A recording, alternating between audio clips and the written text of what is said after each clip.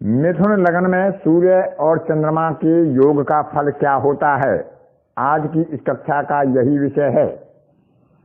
मिथुन लग्न में सूर्य तृतीयेश होता है, जिसको बुध मित्र मानता है, और चंद्रमा द्वितीयेश होता है, जिसको बुध शत्रु मानता है, जबकि चंद्रमा बुध को अपना मित्र मानता है।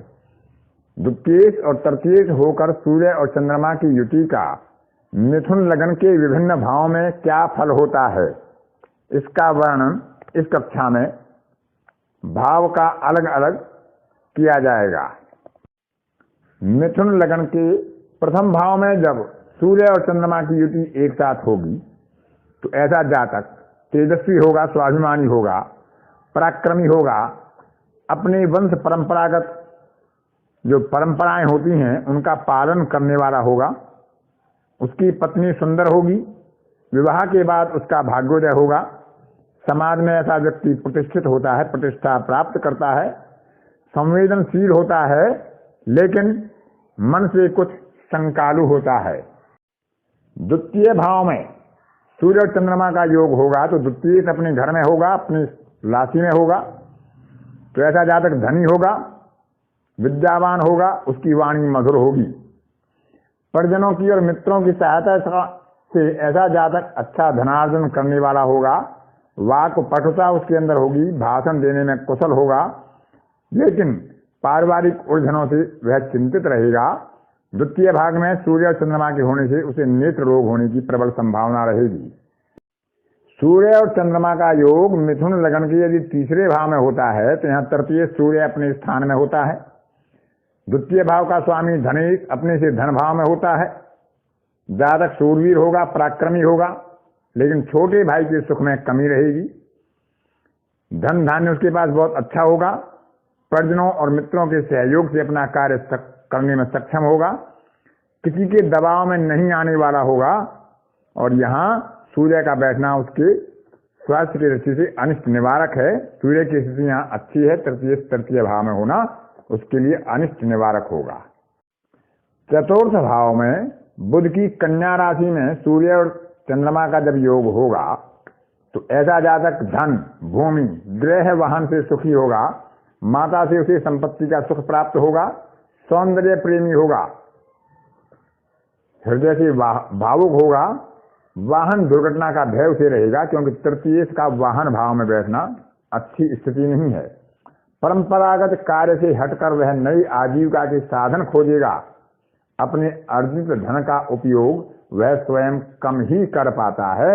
विद्या सुख उसका मध्यम होगा, विद्या प्राप्ति में बाधा या रुकावट आ सकती है। पंचम भाव में तुला राशि में जब सूर्य और चंद्रमा का योग होगा मिथुन लग्न में तो जन्म के बाद परिवार की प्रगति होती है। ऐसे जातक के पुत्र जन्म से भी उसकी स्वयं की प्रोन्नति होती है। व्यापार से वह लाभ कमाता है, उत्तम विद्या बुद्धि और व्यवसाय का स्वामी होता है, शुभ कार्य करता है और उन पर खर्च भी करता है, संतान पर भी खर्च करता है। लेकिन नीच का सूर्य होने से राजयोग भंग होते हैं। एक या किसी एक से अधिक संतान की हानि या मिसकैरेज वगैरह इस तरह के योग भी पंचम भाव में सूर्य के होने से बनते हैं। चंद्रमा के होने से कन्या संतान की अधिकता भी हो सकती है। छठे भाव में जब सूर्य और चंद्रमा का योग मिथुन लग्न की कुंडली में होगा तो यहाँ चंद्रमा नीच राशि में होगा, वृश्चिक राशि में होगा, और यह अकारक भाव है, रोग भाव है, ऋण भाव है। ऐसे जातक का मन अशांत रहेगा, उसे विष से भय की संभावना रहेगी, धन में और पराक्रम में कमी आएगी, धन और प्रतिष्ठा के लिए उसे अधिक संघर्ष करना होगा। उदर रोग की संभावना, जल जनित रोग और कफ रोगों से उसे पीड़ा होगी, बंधुओं से विरोध मिलेगा। नीच का चंद्रमा होने से मन संकालु रहेगा। मिथुन लग्न में सप्तम भाव में सूर्य और चंद्रमा की युति अपने मित्र बृहस्पति के घर में होगी। अतः ऐसा जातक बल, बुद्धि और विद्या में उत्तम होगा। उसकी प्रथम संतान उसके भाग्य उदय में सहायक होगी। विवाह में विलंब हो सकता है। उसके स्वभाव में उग्रता रहेगी, क्योंकि सूर्य स्वयं उग्र स्वभाव का ग्रह है और यह राशि भी अग्नि राशि है। उनके किए गए परिश्रम सार्थक होंगे, प्रयास सफल होंगे, प्रवृत्ति उदार होगी, जातक प्रबल कल्पनाशील होगा। अष्टम भाव में मकर राशि में सूर्य और चंद्रमा का योग जब मिथुन लग्न में होगा तो ऐसे जातक को धन की कमी रहेगी।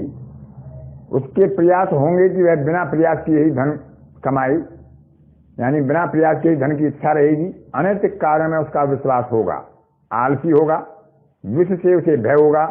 गुप्त संबंध यदि उसने किसी के साथ किए तो यह उसके विनाश का कारण हो सकते हैं। इसलिए ऐसे संबंधों से ऐसे जातक को बचना चाहिए।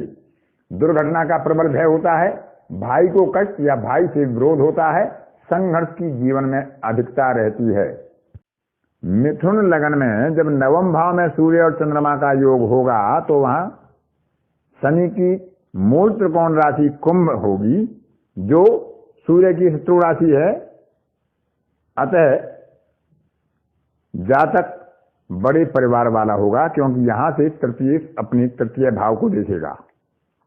दीर्घायु होगा, क्योंकि तृतीय भाव आयु का भी है, उसका भाग्य भाव में होना, त्रिकोण भाव में होना शुभ फल देगा।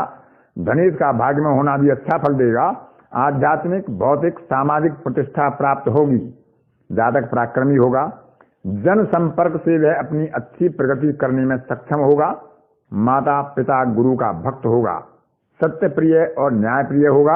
परोपकार में ऐसे जातक की रुचि होती है और वह तीर्थ यात्रा भी करता है। मिथुन लग्न के दसम भाव में बृहस्पति की मीन राशि में अपनी मित्र राशि में सूर्य और चंद्रमा का योग होगा तो जातक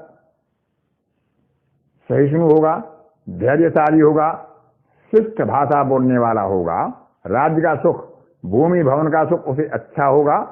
यहाँ सूर्य दिग्बली होता है दसम भाव में, नेतृत्व करने में वह कुशल होगा। वाहन का सुख अच्छा होगा। राजनीति में ऐसे जातक का प्रभुत्व होता है, दबदबा होता है।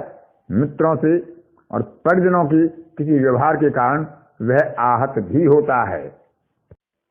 मिथुन लग्न में जब एकादश भाव में यानी लाभ भाव में सूर्य और चंद्रमा का योग होगा तो सूर्य यहाँ पर तृतीय से होकर अपनी उच्च राशि में होगा।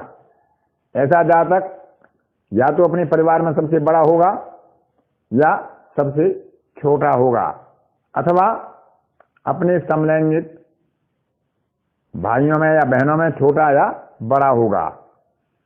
चंद्रमा धनेश होकर लाभ भाव में होगा, अतः यहाँ पर श्रेष्ठ शुभ फल देने वाली युति कहलाएगी। जातक पुत्रवान होगा, विद्या के सुख से युक्त होगा। जातक के पुत्र भी विद्वान होंगे। जातक स्वाभिमानी, पराक्रमी, महत्वाकांक्षी होगा, लेकिन उग्र स्वभाव के कारण वह अपना आपा खो सकता है।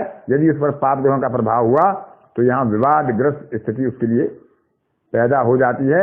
ऐसे जातक की गूढ़ विद्याओं में रुचि होती है, वह उनका जानकार भी होता है और व्यापार करना ऐसे जातक को प्रिय होता है। द्वादश भाव में जब मिथुन लग्न के सूर्य और चंद्रमा एक साथ होंगे तो यहाँ चंद्रमा अपनी उच्च राशि में होगा, धनेश होकर व्यय भाव में होगा और तृतीय होकर सूर्य व्यय भाव में होगा अपने शत्रु राशि में। जातक धनी होगा, अभिमानी होगा, माता पिता की संपत्ति उसे प्राप्त होगी, लेकिन संभवतः वह उसका उपयोग ना कर पाई, ऐसी स्थिति भी हो सकती है। विदेश यात्रा से, विदेशियों से उसे लाभ होगा,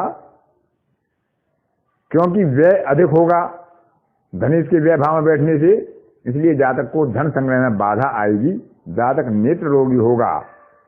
दूसरों की मुसीबत अपने ऊपर मोल ले लेना ऐसे जातक की प्रवृत्ति होती है, वह उसके बढ़े चढ़े रहते हैं।